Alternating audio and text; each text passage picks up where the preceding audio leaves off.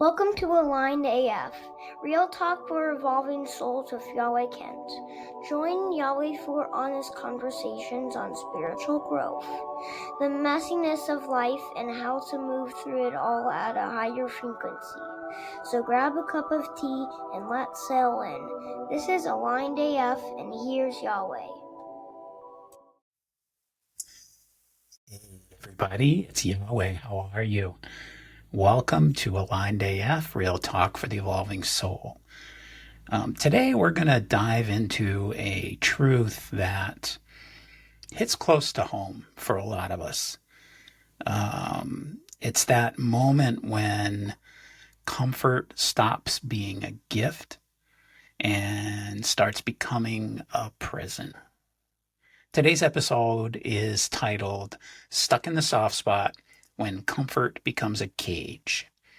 So what do I mean by that? How many of you, and you can raise your hands unless you're driving, have ever felt like life is fine on the outside?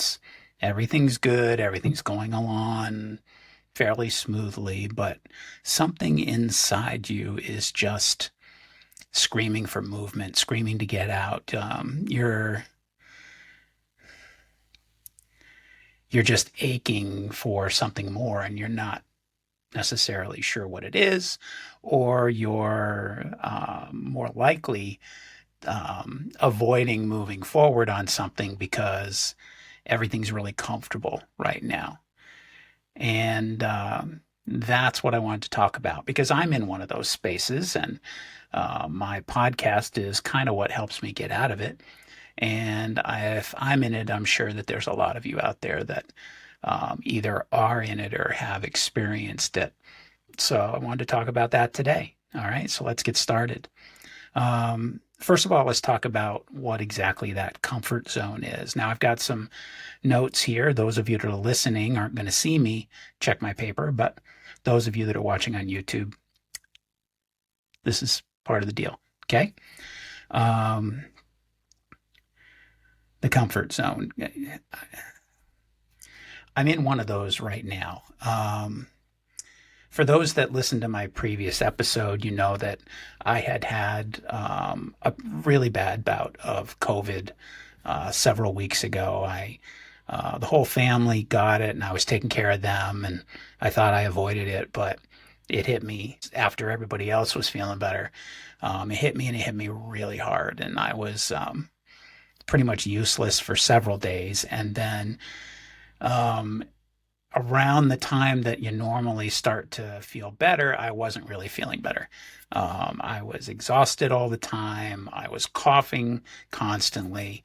It was just too much, and I became very saddened by it. I became very lethargic. I wasn't motivated to do anything. I missed my podcast for an entire month, and it was a tough one. It was a tough one to get through. So since then, I've found myself, and this is kind of a reality check that I had this morning. I've found myself having these ideas of what I want to accomplish and what I want to do to get moving again. And then finding myself on the couch watching an episode of MasterChef, or getting hooked on The Rookie with Nathan Fillion. I found myself just choosing to do nothing. I mean, I still got my son to school. I still took care of him. I still, got my family dinner, still, cleaned up around the house, did laundry, things like that. But I was really just kind of going through the motions of everyday stuff, because all of that stuff is what I do every single week, and it was a comfort zone. So that stuff was easy, but I wasn't doing anything else. So, excuse me. My wife is pretty much the exact opposite of that. She's always looking to move forward, especially spiritually, and she's really motivated to move forward on this new project she's working on. She really, sees it as a calling, and almost like she doesn't have a choice, even though she knows she does. And so part of that was looking for sacred ground, looking for a sacred space to anchor in the new energy that she's doing. And I'm not going to get into her whole thing there because I'll have her on as a guest and she can really explain it far better than I could. But part of that was finding a space. Now, she took a trip to Sedona, which is the trip that she got COVID, so the rest of us got it. And then she also started feeling drawn towards Oregon, particularly Ashland, Oregon, which is at the time I had never been there. I'd never been to Oregon at all, and neither had she. But we were told that it was an amazing place. It was a spiritual place. It was a wonderful little town, and that it's literally like an hour and 20 minutes, an hour and 40 minutes from Mount Shasta, which, for those of you in the spiritual community, know that's a pretty intense energy there. So, what we did was we planned a trip. We planned a family trip. Little man Orion had never been on a plane before, so he was really excited about that. And we took him out of school for a few days, and her mom came along with us to in part take the trip, in part spend some time with Orion as well, and to just kind of check things out too. So we took the trip. We flew to Oregon. We got a beautiful little Airbnb in the mountains in Ashland, um, right around 3,900 feet, which is kind of the extent of what I can handle for altitude without being really lightheaded or passing out. I certainly can't exert myself at that level. It's the whole one lung thing. And for those of you that don't know about that, we'll save that for another episode too. But we found this beautiful place where it was just in the woods. Deer were coming up on our porch, walking by the driveway while we were outside. It was just gorgeous. It was beautiful. And Ashland is an amazing little town. I fell in love with that town. It was gorgeous. It was hippie. It was filled with wonderful food and metaphysical shops and bookstores and a beautiful downtown, and everybody seemed to be friendly. People said hi to you walking by, nodded and smiled. I sat in the town center, just sitting on a bench for a couple of hours, and it was just beautiful. It was amazing. Beautiful parks. I mean, it was really great. And we did get out to Mount Shasta, which was just a truly amazing feeling. The energy there is incredible. But anyways, we came home, and I wanted to bring as much of that energy with me as I could, because while I was there, I felt good. I was happy. I was spending more time joking around with my son and just smiling, which, I had not done in a very long time for any number of reasons. And my wife noticed it. My mother-in-law noticed it. My son even noticed it. He even said to me, he says, "You've been so happy on this trip. I have loved hanging out with you." And that just filled my heart. And so I wanted to bring that energy back with me. And I found that when I got back, I was good for a couple of days. And then I kind of started dragging ass into the old energy again. And I was like, inside, I'm screaming, "No, no, no, don't do this to yourself. This is not where you want to be." And in my body, I was sitting my ass down on the couch and watching TV, still doing my routine stuff. But, and I found that as I spent some time with that whole idea this morning, I realized that I was stuck in the soft spot. I was in a comfort zone that had become a cage. And so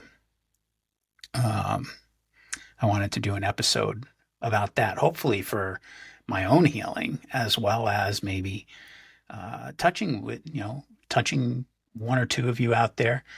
I mean, if something I say or one of my experiences that I share reaches one person and helps them kind of make a move, even one step, this whole podcast thing is worth it. I'm obviously not doing it for the money. It's really just about being able to speak and be able to help people if I can. So here I am in my comfortable cage, not making any steps at all to move forward, to regain that energy that I had when I was in Oregon. And I was reminded that comfort is okay. It's meant to be a place to rest, not a place to retire. Now that rings true very loudly for me because I'm 63 years old and I'm retired and really just kind of a stay-at-home dad. And when I say just, I don't mean that's all I am, because that's not all I am, and there's very little that's more important than that. But it's a place to rest. It's not a place to stay. It's comfort is a place for you when the chaos has been so much that you need a break. And the key there, the trick there is to not get so used to it that that's all you want to do. That you end up saying to yourself that, well, this is easier. I know this. I don't have to take any steps. I don't have to expend any extra energy. And everybody's fine. We're doing our thing and everybody's eating and there's plenty of food in the fridge. And I get Ryan to and from everything that he needs to get to. Excuse me. And so why isn't that okay? But I'm not going anywhere. I'm not doing anything extra. Now, part of us going out to Oregon was to check it out and see if it was maybe someplace that we'd like to be. And the truth is, it is. So we are literally beginning to plan moving to Oregon. It's going to be a year or more, but we're going to do it smart. We're going to do it as affordable as possible. And, we're going to do it because my wife grew up here in the Kansas City area and she's over it. I'm grateful for it because I grew up in Massachusetts, and when I moved out here 10 years ago to change my life, I had no idea how much my life was going to change. I had 2 divorces and 3 boys that had grown into men, and I figured that part of my life was done, was a thing of the past. Then it was just me on my own trying to figure something out, and then she literally walked into my life, and everything shifted. And now we've got this amazing 8-year-old boy who makes me smile every single day. And we've got a home, we've got a dog, we're happy, and I'm happy, but I've become comfortable. So the move to Oregon is something that I'm actually starting to look forward to. At first, when she first brought up the idea, I was kind of against it. I was kind of like, I'm happy here. I'm good here. This is, where I moved to change my life, and my life changed for the better. So why would I want to leave? But then I had to look at it from her perspective because she's never left. She's lived here all her life. I mean, she's traveled and she's enjoyed her life, but there's nothing here challenging her. There's nothing here that has new energy. It just has old energy and old traumas and old memories. And so, I agreed to the trip because of that, and then fell in love with the whole area out there. It's just so beautiful and so magical. Um, so going back to the comfort zone, like that, we get into this space where we don't want to do anything extra because it's easier. Because, and what that does is it affects our nervous system, so that our nervous system begins to crave familiarity. You know, it begins to say um, to ourselves, don't do anything extra because this is where it feels good. This is where it's comfortable. This is where nothing changes, so we don't have to worry about anything. We're not taking any chances because we know this works. We know that this is a good life. And I'm not complaining about our lives because, quite honestly, we've got a goddamn good life, and it's better than a lot of people have. And I am very grateful for that. It is a good life. And, not but, and it's become comfortable, and I can see where it could become stagnant. It could become just what you do. You get up, you take a shower, you make breakfast, you take your son to school, you do the shopping, you go home, you watch a show, you clean up a little bit, you go pick your son up from school, you make dinner, and then maybe you hang out for an hour or two, and then it's bedtime and you're back to sleep. And that's every single day. And even though I know there are people out there that would love to have that,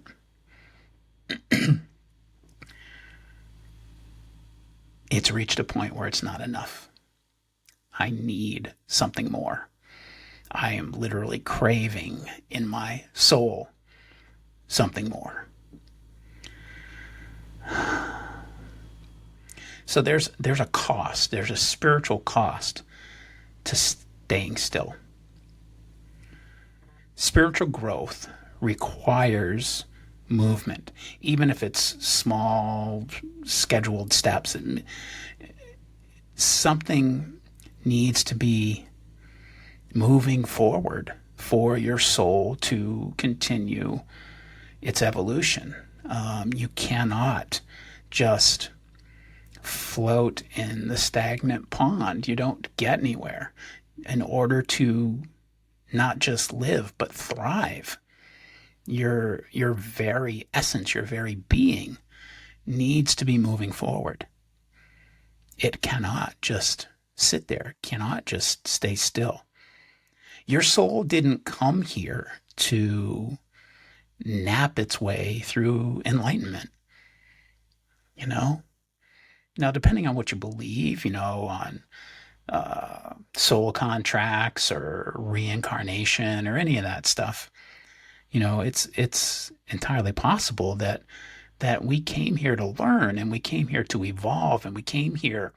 I personally believe that we are here to get back to our original origin, our original essence that started with the original thought, the original idea that a lot of people call the Big Bang.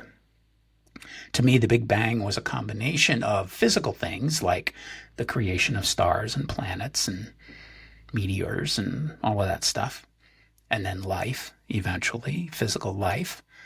But I also believe that there's a spiritual side to that, that there's a soul side to that there was an original thought, there was an original idea that expanded so much that it exploded. And while that original idea still exists, each and every one of us are a manifestation of that original idea, which means we are that idea in form. We are that idea in spirit, in our essence. And our jobs are to get back to what we were, where we were at. And that's fucking hard to do when you've got this physical body, because we have day-to-day lives. We've created these societies. We have physical ailments from time to time. We have life and death and birth and all over again. But in the middle of all that, we've regained an awareness that we should be striving towards finding our way back. And when we become comfortable, when we fall into that zone of stagnation,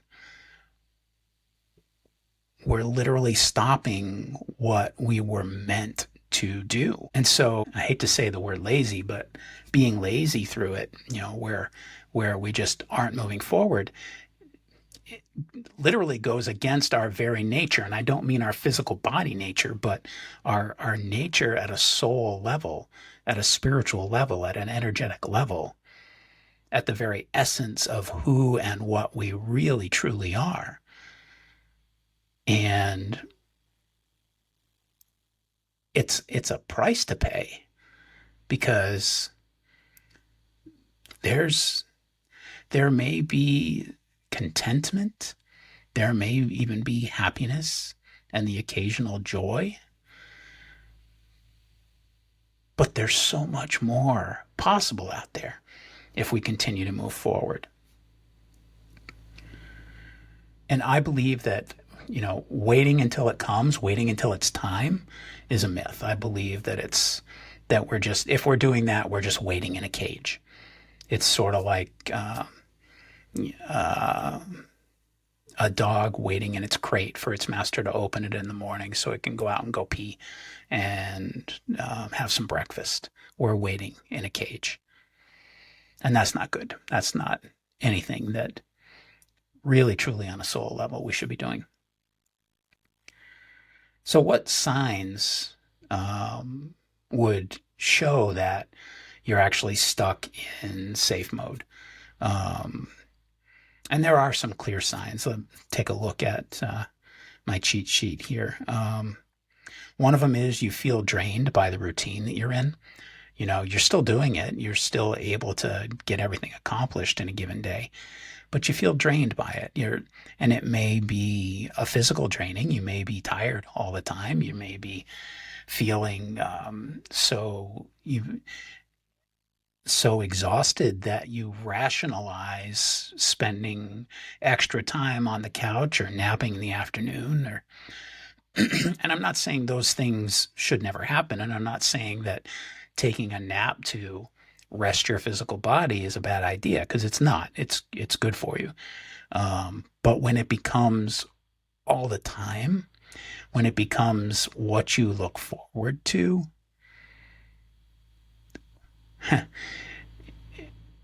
I don't want to piss off the people out there that really look forward to their naps, because that's not what this is about.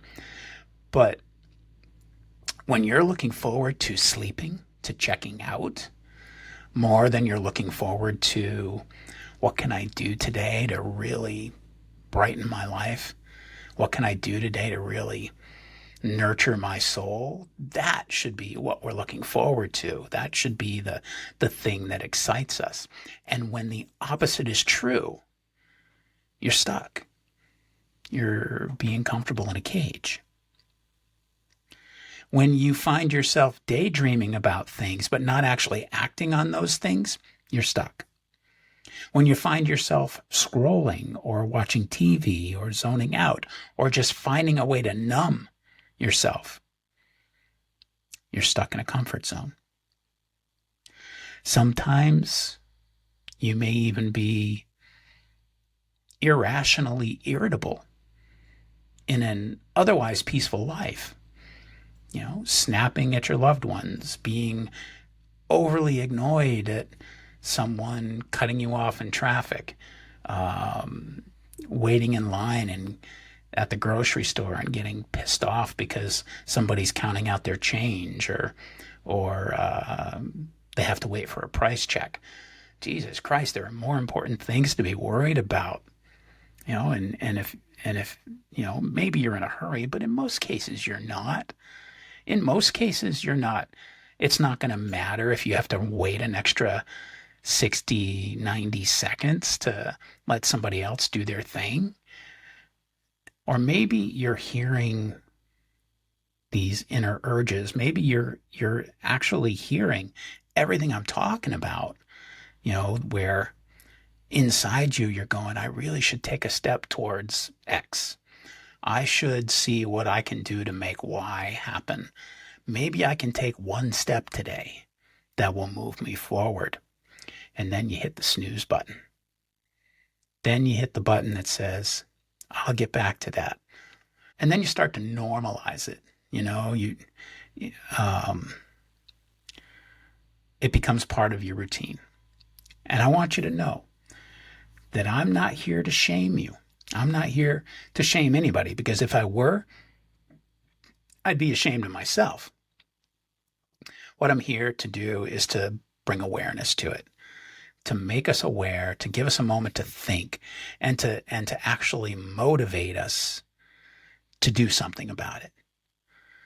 To truly take just one small step. For me today, it's this podcast. For me today, it's saying, I need to talk about this. And when I get done with this podcast and I get done editing it and I publish it so that everybody else can hear it, then I'm going to come up with another step. I'm going to try to find something else that I can do to move myself forward. Right now, my wife is finishing up my website. So I want to get myself out there. I want to start my truth coaching practice again, because that I have stopped. I haven't done that for a few years. And I use the excuse that, well, I've got family now. I don't have a lot of time. I was working for a while, and I just didn't have time to do all that. But I don't have excuses, and I don't want excuses, and I don't need excuses. What I need is to get my butt moving, to get my ass off the couch, so to speak. I have a friend, Paul, who is a photographer, and he has this wonderful Facebook page called Getting Off the Couch. And he just goes out and takes pictures and does things, and it's a wonderful idea. And I should be doing that, and he should be doing that, and you should be doing that. So how do we take those steps? How do we shift it without creating chaos in our lives or without burning it all down? First thing you gotta remember is you don't have to blow up your life. Okay? You need to breathe new frequency into it. So think of it as blowing up a bounce house, which is nearly impossible to do yourself without a machine. You don't need to put that kind of effort into adjusting things. It's more like giving yourself CPR. You're not dead, but you're quiet, you're comfortable, you're still, and you give yourself some small puffs, some small shifts. I call them micro shifts. Give yourself some micro shifts of breath so that you can start breathing on your own again. That's what it's really all about. And that's what this podcast is all about. To give you those little ideas, to give little sparks so that you can build your fire, so that you can breathe on your own, so that your heart can beat on its own, so that you can move forward on your own. Micro shifts, and you can do that to yourself. Little tiny steps are all it takes. And sometimes it's going to be hard to do that first step. Sometimes it's going to be, I sat in front of this computer, my laptop, I sat in front of this laptop for about 15 minutes before I actually hit record, because I was like, am I going to have enough to talk about? Am I going to go off on a tangent? And you know what? I realized I don't give a shit if I go off on a tangent, because I can stop, I can re-record, I can edit, I can do all that stuff. But until I actually start talking, none of that's going to matter anyway. It's all a bunch of bullshit. I sat here in front of the laptop with headphones on, in front of the microphone, And I might as well have been on the fucking couch until I hit record. That was my micro shift. So what can you do? You can start a new practice. You can start a meditation. You can start an afternoon walk or an evening walk. You can start exercising. You can start picking spiritual things to watch instead of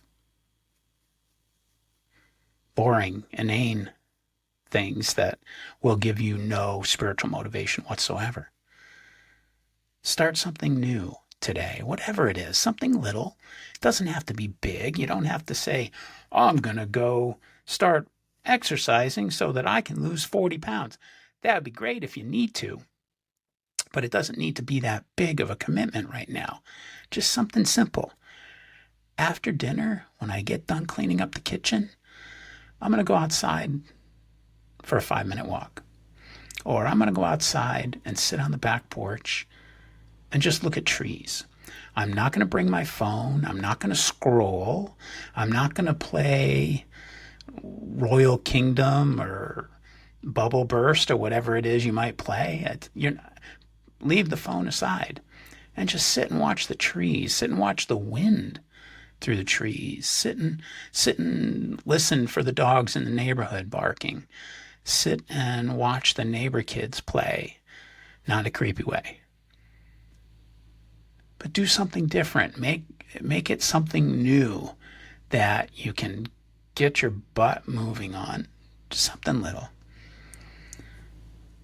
Start saying yes to things that you aren't sure about. That's a big one. You just saying yes is the micro shift. Actually doing it might be a little bit bigger, but when was the last time somebody invited you to go to some small event or to go for a walk or to meet them at the park or to go to the movies and you just said no because you just didn't feel like putting on pants? You didn't feel like, leaving the TV because Survivor's on Wednesday night. I don't want to miss that. It's the season finale. Well, guess what? You can watch it on Thursday on Paramount Plus. Okay? Actually get up and do it. Call a friend, meet him for coffee. Go to the library. The library is an amazing place to explore. You have no idea what you might become interested in. Go walk down the aisles and pick up a random book and spend 5 minutes reading it. Just 5 minutes. And if it doesn't resonate with you, put it back where it goes and pick up a different book. Give it a try. It's a micro shift. Go to the farmer's market and poke around. Buy a vegetable you've never tried before. Talk to a stranger. Farmer's market is a great place to talk to a stranger because all the vendors want to talk to you. And everybody's kind of in a good mood there. You may not want to talk to a stranger at the supermarket. That's fine. You may not want to, walk around downtown and just try to strike up a conversation. I get it. It's really not as hard as you think, but I get it. So try something simple. Try something easy, something that you've not done before that's a little uncomfortable, but it's not going to be so uncomfortable that it stops you from doing it. The other thing you want to do is look inside, spend some time in your own head, and then speak a truth out loud. Whatever it might be. There's probably been times where you've said inside your head, you've thought to yourself, wow, I really need to get moving. I really need to go for a walk. I really need to stop eating cookies after supper. Say it out loud. Say it out loud and say it to somebody that you trust, a family member. Go to your spouse or your best friend or your kid and just say to them, can I say something out loud to you? I'm not looking for advice. I'm not looking for anything other than another person to hear me. I don't want to have a conversation about it necessarily. I don't want to start something. I don't want to offend anybody. And I don't want to be coached. I just want to say it out loud. I want somebody to say, I heard you. And then I want to be able to walk away if I want to. And then just say something to them. And then walk away if you want to. Or keep talking if you want to. Sometimes just opening your mouth gets you motivated into talking even longer. I'm a perfect example of that with this podcast episode. I thought I wasn't going to have anything to say. That is a silly thing for me to think, because I don't know if I've ever in my life not had anything to say, which is kind of why I do this.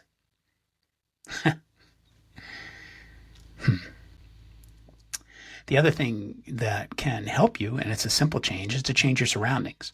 If you spend most of your time in the living room, get out of the living room. Spend some time in another room. Spend some time in the kitchen. Spend some time in the bedroom. Get out of your routine, you know? If you spend all your time inside the house, get your ass outside.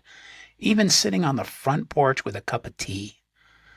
You know, go outside. Get a lawn chair, sit in the front yard. Oh, no. When I was a kid, all the neighbors brought their lawn chairs out and sat in the front yard and watched traffic, waved at people. Cars honked when they drove by. I don't see people doing that anymore. Everybody's locked up inside their houses. Or maybe out back. Maybe sitting on the deck. But I don't see people outside anymore. Do that. Get a lawn chair, sit your ass in the middle of the front lawn, and just watch the world. You know, maybe your neighbor across the street will see you and say hi. Ooh, that's scary. That's uncomfortable. That's different. I don't know if I like that. That's my point. There's lots you can do. Lots of little steps. And if you're not sure of them, send me an email. Seriously. I'll give you a list. Okay? alignedafpodcast@gmail.com. Shoot me a line. I would love to chat with you. Hey, that could be a step. That could be a micro shift for you. Send me a message. I promise I'll respond. I promise I won't judge you. And maybe we'll have a good conversation, and who knows, maybe we'll become friends. And maybe not, and that's okay. But that's a micro shift. There are times where, I don't know how to put this without it sounding judgy. So I'm just going to say it from my own perspective. There have been times in my life, and I'm having one now, where I have been so stagnant, so still, so unmotivated to do anything, that I started feeling small. I started feeling smaller than my own life. And that's not good. That's not good at all. And if you're feeling that, if you have times where you feel like your life or the life outside of you is bigger than you, it's time. It's past time. Do something. Take a step. And maybe have a mantra. Maybe have, a meditation of some kind, or an affirmation that can help you. Something like, I honor my place of comfort, but I desire my soul to evolve. I'm going to go off on a tangent here, and I'm going to give you a gift. Several years ago, I went to a sound healing. Crystal bowls, didgeridoos, percussion equipment, whole 9 yards. It was being performed by my friends Rasamai and Paradiso. I hope they don't mind me mentioning their names. I don't think they will. And it was an amazing event. It resonated through me so incredibly well. In fact, it resonated through me so well that somebody I worked with was walking by me the next day and then stopped and backed up and looked at me and said, "Why are you vibrating?" Literally, I was high as a fucking kite after this event.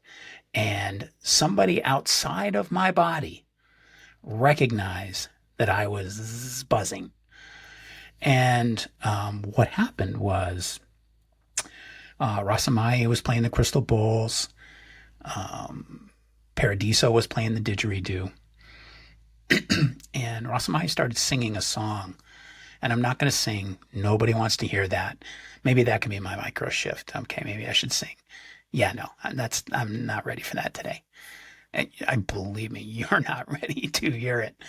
Um, but the lyrics of the song were, "I am, you are, God is, you are, I am." And that really like resonated with me on the inside. It really hit me deep, deep, deep. And I started using that in my meditation, and it started to shift. It started to become more than what it was when I heard it. And so I reached out to Rasamai and Paradiso and I said, "Look, what you did, what you sang really, really affected me. And I would like your permission to dig deeper on this because it's your song, but it's really opening me up, and I want your permission to work with it and evolve it in some way for myself." And they were more than they were like, "Please, the stuff that we do is for everyone. It belongs to you when you hear it, and please feel free to move forward with it." So I did. And as I was meditating, I realized that, I would repeat over and over again, "I am, you are, God is, you are, I am." And I realized that there was something missing in the middle. Something was missing for me in between the words. So it was, "I am," pause, "you are." There was something in the pause. There was something in the middle of all that. And what I realized was there was a way to connect it that made so much sense to me. And I shifted it into, I am you. You are God. God is you. You are I am. And I started using that as a mantra all the time. And the the English majors out there, please, I know that "you are I" is not proper, but on a soul level, it is. On a soul level, it is absolutely fucking perfect. And I started working with that, and then even more became of it. I started to form it into a word, a chant, and it became a word that I created, or that created itself through me. It became Ayagayeya. It was the first letter of each word. I am, you are, God is, you are, I am. So it was Ayagaia.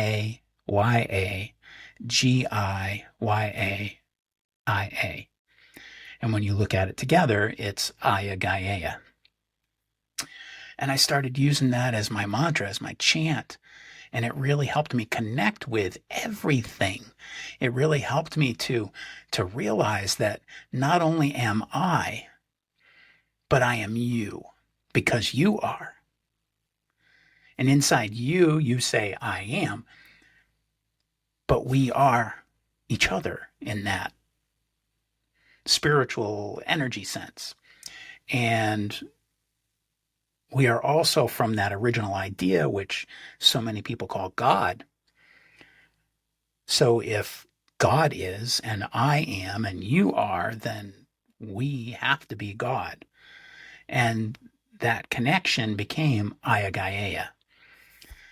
And so one night, I was sitting with my friend Marcy at our apartment, and Marcy is this amazing musician, this spiritual goddess that on her own is an amazing musician, but the spirituality of her music just resonates.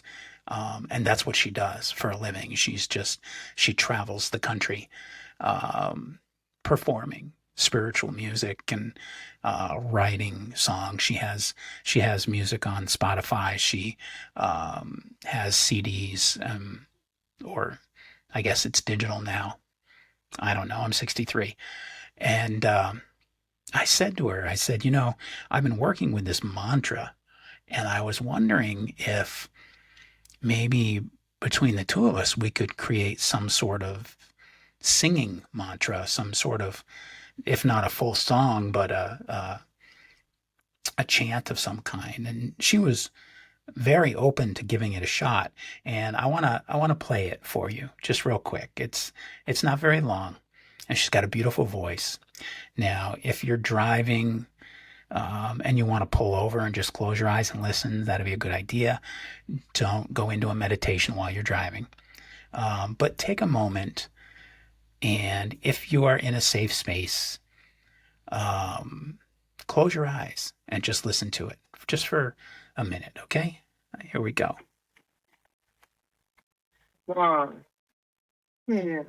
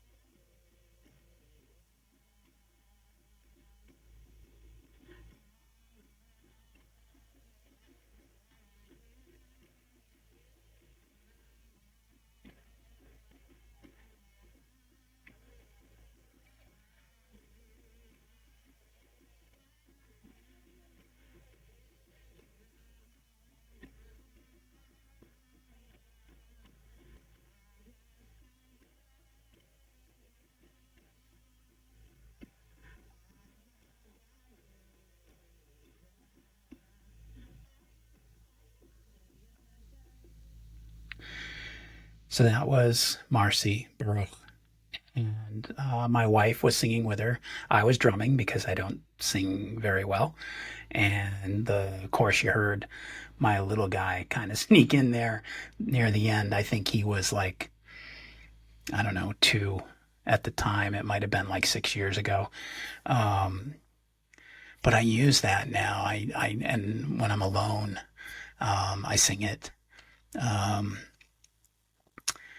and feel free to use that if you want to. Just pause, just breathe, just give your life some thought, and find those places. Be honest with yourself, and find those places where you're just so comfortable that things have become a little stagnant. No judgment. Don't pick on yourself. Don't be ashamed of yourself. Don't worry that it's happened. Just start now. Start finding a way to put that spark in your life. That spark that says, I don't have to be comfortable to be happy.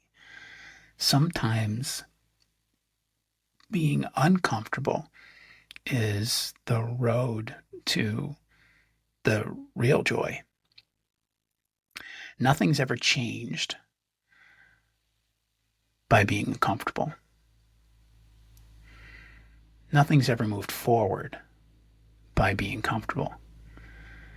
And that includes us. That includes you. That includes me. So, thank you for joining me today in the comfort zone. If this stirred something in you, maybe thought you'd rethink your cozy spot, your corner, I'd love to hear from you. Seriously, I would love to have you reach out and talk to me. And it may be, hey, I'm stuck. Can you maybe talk to me about this? Or maybe it's, hey, I took a small step today. I found something that I could move forward with. I would love to hear your successes. Love it. Please, please, please, if you know someone that is maybe a little stuck, don't judge them. Just share this with them. Ask them to listen to it.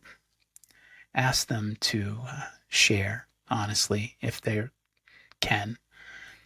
Try to support each other through all of this. Be kind to yourself. Don't judge yourself for where you're at right now. Just know that maybe today's the day where you take one step towards getting out of that comfort zone and heading towards your spiritual evolution. Okay? Again, that's going to wrap it up for today. I remind everybody that the information and the ideas shared on this episode, on this podcast, are mine from my own experience or from the experience of people I know. And I am not a doctor. I am not a psychiatrist. I am not a medical professional of any kind. So if you feel like you are in a tough spot, and any of this resonates with you, I also recommend, reaching out to professionals if it's a little heavy, if it's a little too much for you. It won't hurt, I've done my share of therapy, and I probably will again. And that's okay. It's talking to somebody helps. Feel free to reach out to me. alignedafpodcast@gmail.com. I'll leave it in the outro so that you can pause it and write it down if you want to. Please, please, please, if you watch me on YouTube, like and subscribe, because that helps me reach more people. The more likes and the more subscribes I get, the more YouTube pushes it out there. And the same on whatever podcast platform you're listening to.